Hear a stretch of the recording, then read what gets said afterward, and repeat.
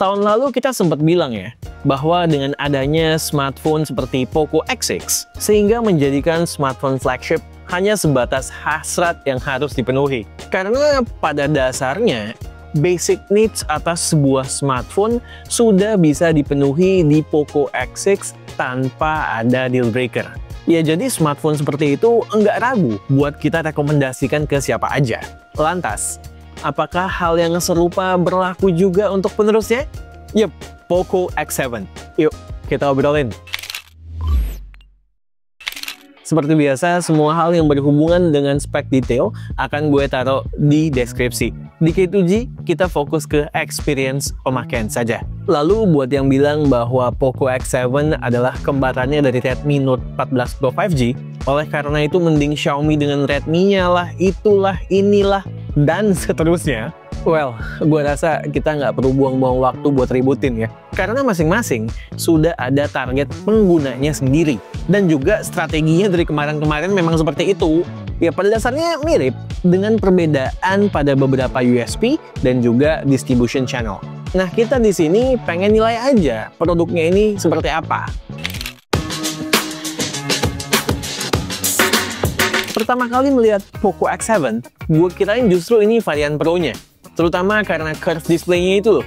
Berasa jadi kayak varian Poco X series yang paling mewah yang pernah gue lihat. Iya, layar curve ini emang bukan buat semua orang. Dan untuk yang ke-1000 kalinya harus gue ulang. Alessa kurang doyan karena dia sering pakai buat ngegame. Sedangkan gue doyan pakai banget. Karena eye candy banget saat dipandang buat menikmati konten dan sekedar penggunaan sehari-hari.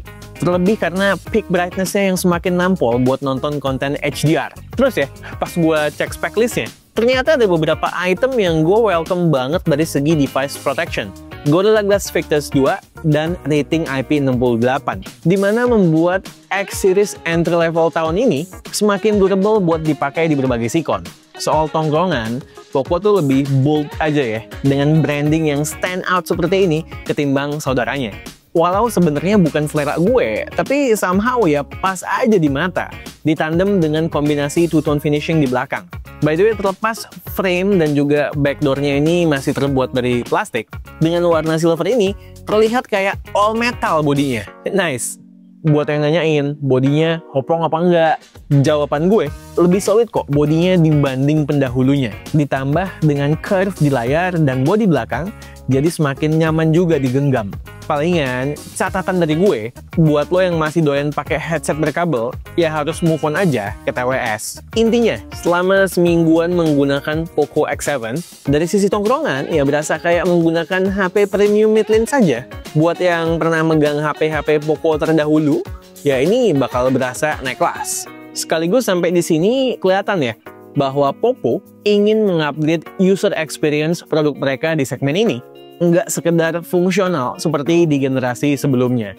Ditambah, jadi terlihat lebih seksi juga ke banyak calon konsumen. Sekaligus seolah ini menjadi jawaban Poco atas persaingan smartphone asal Cina di segmen ini yang semakin ketat. Fisiknya udah asik nih ya. Experience dipakai sehari-harinya juga harus demikian. Buat daily use gue nggak merasa ada slowdown berarti ya. Smooth-smooth aja. Kemudian touch response normal, tidak ada ghost touch. Main game ringan pun lancar. Dengan Dimensity 7300 Ultra, safe to say bahwa game-game kayak Mobile Legends lah yang paling banyak bakalan dimainin. Gue coba langsung tes warkop gaming aja nih, alias gaming di tempat yang nggak ada AC-nya, sambil nyantai mabar sama temen-temen lah misalnya. Hasilnya, pada settingan yang mentok di 90 fps dan grafis tata kanan, gue bisa dapat rata-rata sedikit di bawah 90. Nurunin grafis ke medium juga sama aja. Bedanya suhu lebih adem dikit di 40 derajat. Kalau super high bisa sampai 41 derajat. Lalu mirip kayak di Redmi Note 14 Pro 5G kemarin, masih ada micro drop frames kalau lagi war rame ya. Kelihatan dari spikes-nya tuh di grafik FPS. Buat kegiatan basic gue, kayak ngedit thumbnail di Canva juga lancar-lancar aja. Ngapus unwanted object dengan fitur AI juga relatif cepat dan spot on.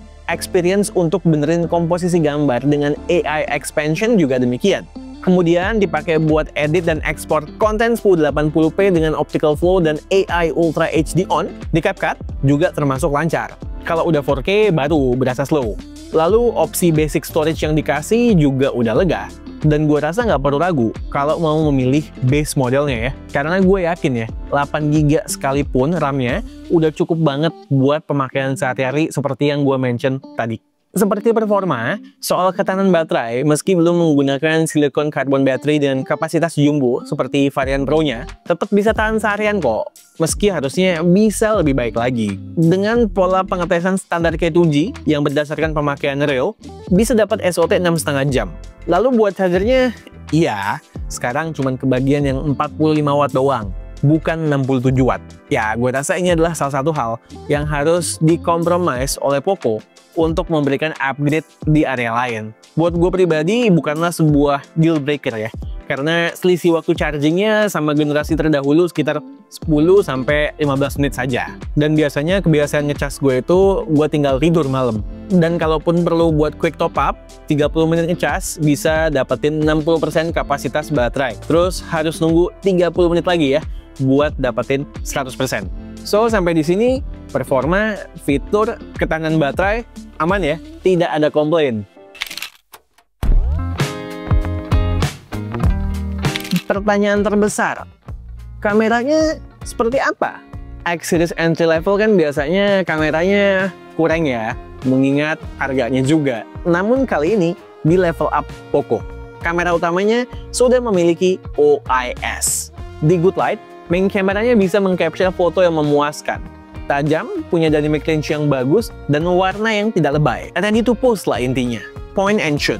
Bahkan gue coba zoom sampai ke 2x sekalipun, output fotonya masih reliable walau memang sharpness-nya nurun. Intinya, ya jangan ragu buat sedikit ngezoom bila dibutuhkan, termasuk buat foto portrait. Nah, di Sikon yang challenging, fotonya surprisingly bagus. Di backlight, bisa preserve objek dengan baik, dan dynamic range dapat, guenya juga overall natural. Kalau di extreme backlight, baru dynamic range-nya mulai keteteran, dan guenya tuh glowing ya.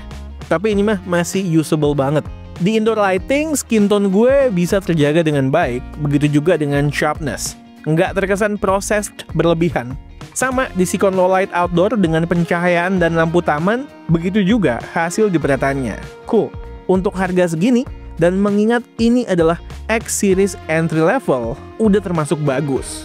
Sedangkan untuk foto dari lensa ultrawide dan selfie, pastikan gunakan di Sikon pencahayaan yang baik untuk output yang maksimal.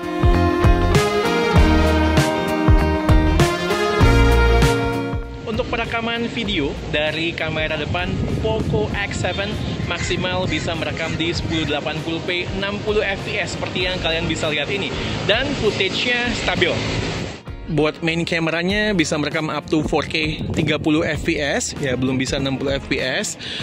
Kemudian untuk footage quality-nya gue lihat oke ya. Dynamic range-nya bagus, kualitas gambarnya juga baik, bersih, clear, tajam. Dan sama seperti foto, footage 4K 30 fps-nya up to 2x masih cukup reliable.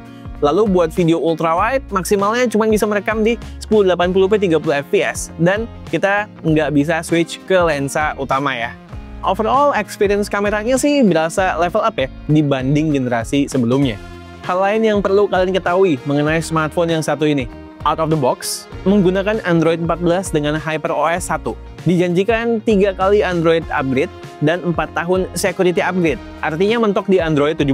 Tersedia dalam 2 varian, 8256 dan 12512GB. Sama seperti pendahulunya, punya in-display fingerprint sensor, cepat dan akurat. Vibration motornya termasuk bagus, walau gue merasa di generasi terdahulu sepertinya lebih empuk. Kemudian punya stereo speaker dengan output yang bagus. Terakhir, mendukung dual SIM fisik tanpa support eSIM.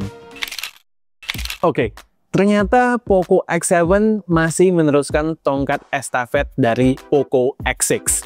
Sebuah smartphone mid-range all-rounder dan mayoritas orang yang menggunakannya akan minim komplain. Kecuali emang punya kebutuhan spesifik yang fokus di area tertentu. Terlebih sekarang, beberapa area justru di level up lagi sama Poco di Poco X7. Ya seperti tongkrongan, proteksi, kamera, dan juga beberapa fitur software. Ketika kita bandingkan dengan kompetitor mid-range di segmen yang sama pun, Poco X7 ini masih berasa lebih good deal. Cuman, kita harus tahan sama iklannya yang ada di mana-mana.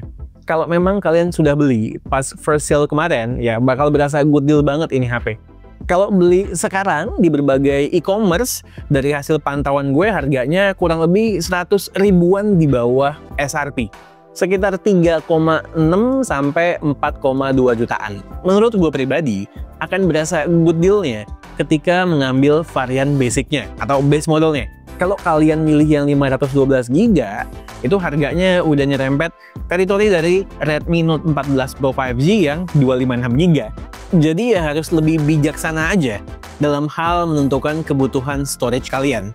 Atau emang kalau butuhnya performa yang pol, ya sekalian aja naik ke X7 Pro. Oke, sekian aja video dari gue kali ini. Gue Satish and this is K2G. Tunggu reaction kami yang berikutnya. Bye guys.